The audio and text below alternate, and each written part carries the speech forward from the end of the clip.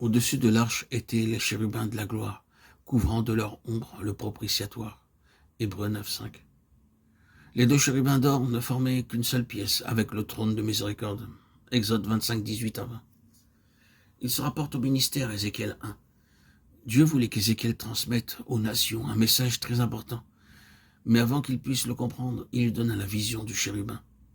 Avant qu'Ézéchiel puisse être le porte-parole de Dieu, ou le témoin véritable, le prophète ou son serviteur, il dut s'identifier avec Dieu, et cette identification spirituelle lui fut démontrée par la signification du chérubin. Bien que ces êtres vivants soient très impressionnants, ils avaient cependant l'apparence d'un homme et des mains d'homme. Bien qu'Ézéchiel fût un simple homme, Dieu voulait accomplir par lui un grand ministère.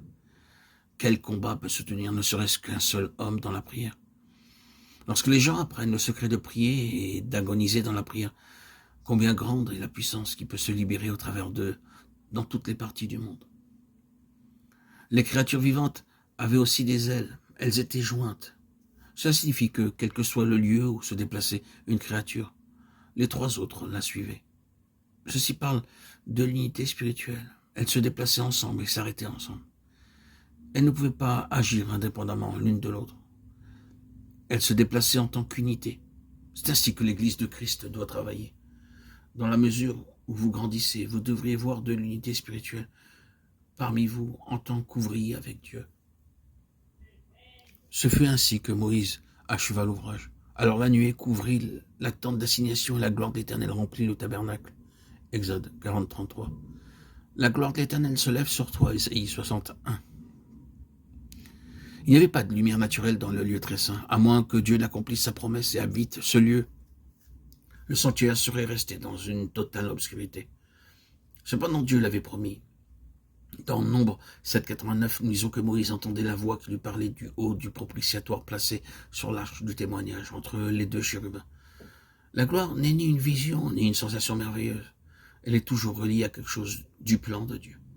Si nous devons connaître et expérimenter quelque chose de la gloire, il est essentiel que nous nous alignions suivant le modèle et le plan divin. La démonstration de la gloire de Dieu est le ministère de l'Église entière. Ce dont nous avons besoin, c'est d'entendre la voix de Dieu, de savoir ce qu'il dit, afin de pouvoir transmettre son message aux hommes. Notre besoin est d'entendre la voix de Dieu afin de satisfaire au plan de Dieu et de trouver notre place dans la structure de la cité de Dieu. Puissions-nous être trouvés fidèles, car la fin de tout cela est la gloire. C'est une sainte cité, l'habitation de Dieu, ayant la gloire de Dieu. Que la gloire de l'Éternel se lève sur toi. Ésaïe 61.